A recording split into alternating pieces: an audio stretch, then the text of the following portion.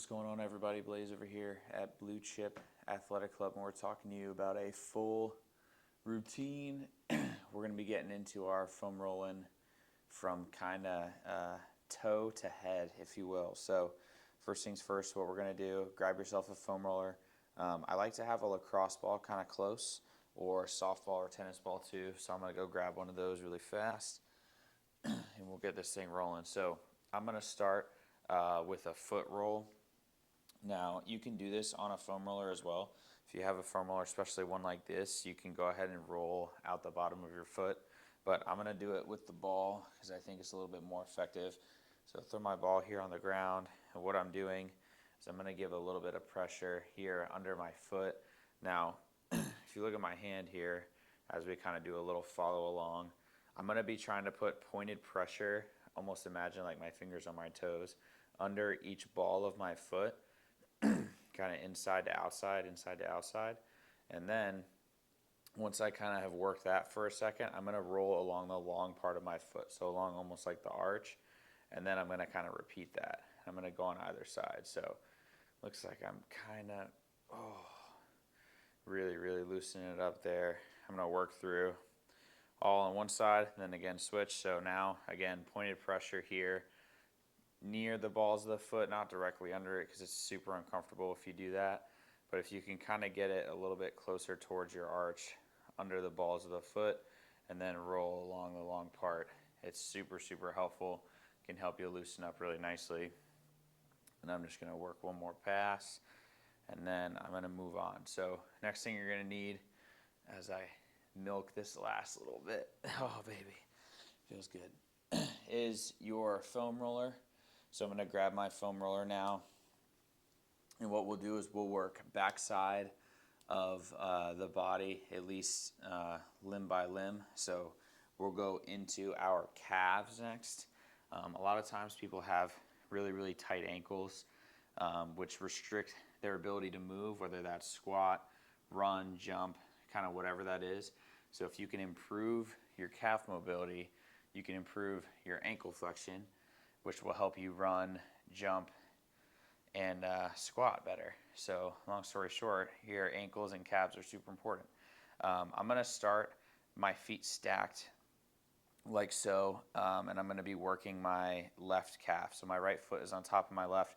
Now if you need a little bit of less pressure, what you can do is you can bring your foot off to the side. This will allow you to kind of take some of that pressure away as you're working through. So I'll show both.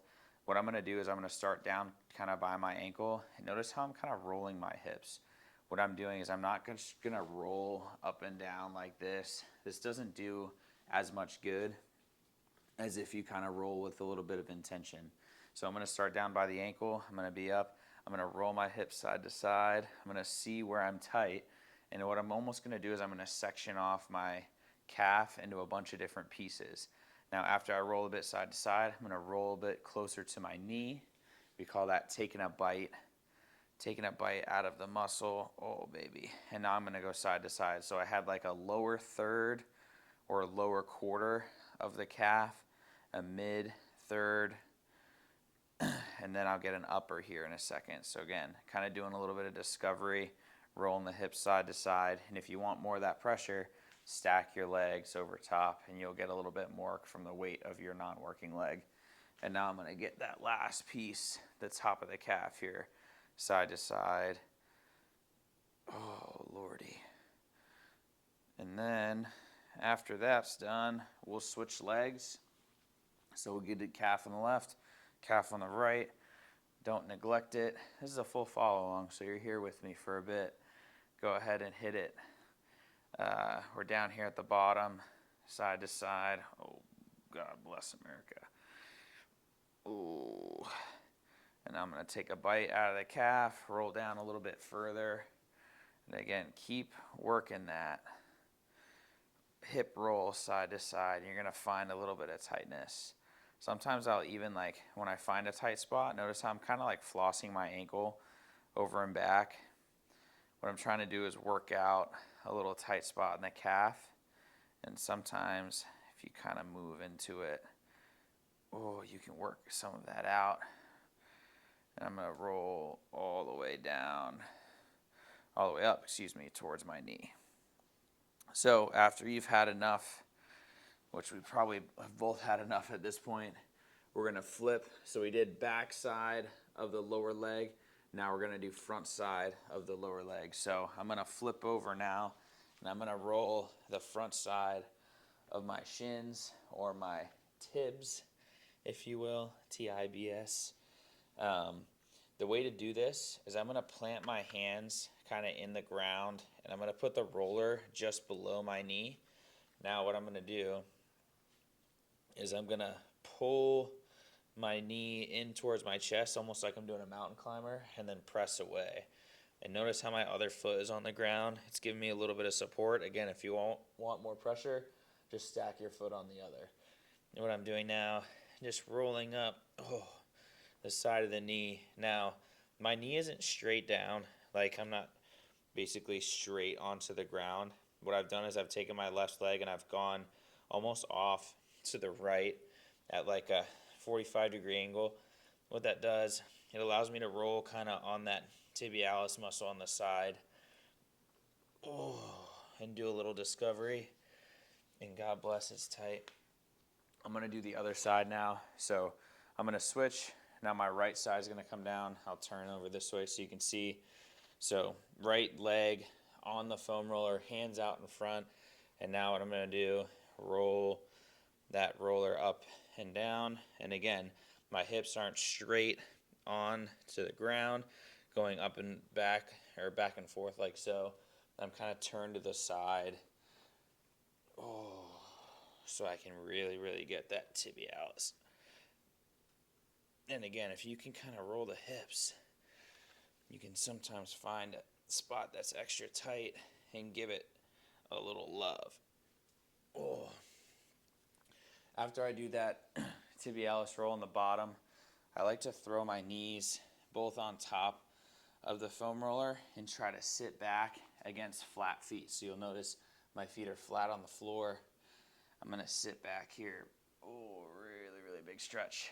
Lean back if I can. Sometimes I'll walk a knee one at a time.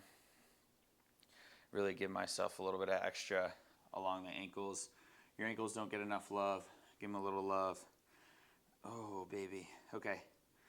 Next thing we're going to do, we're going to work into the mid leg or upper leg, whatever you want to say. We're going to work here the hamstrings on both legs next. So we'll do hamstrings probably in the glutes too. My left foot is going to come here on top of the foam roller.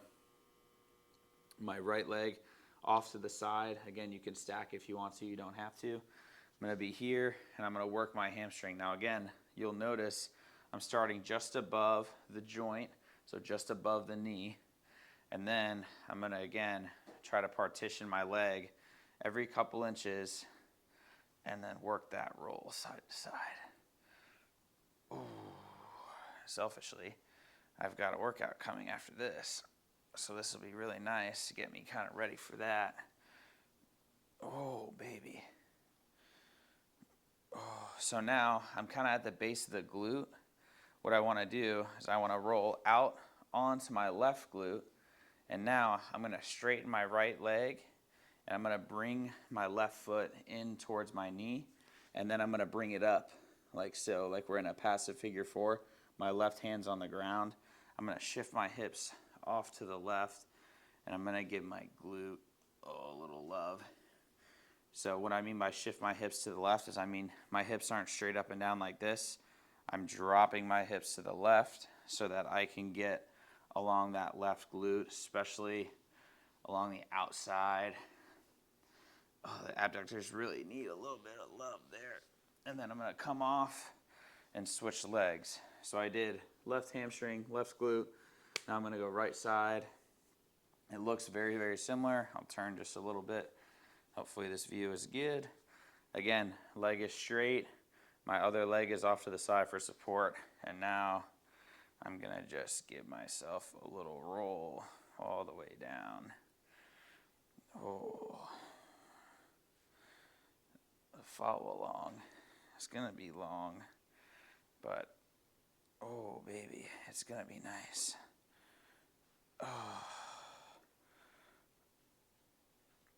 Oh, okay, now I'm in towards the glute.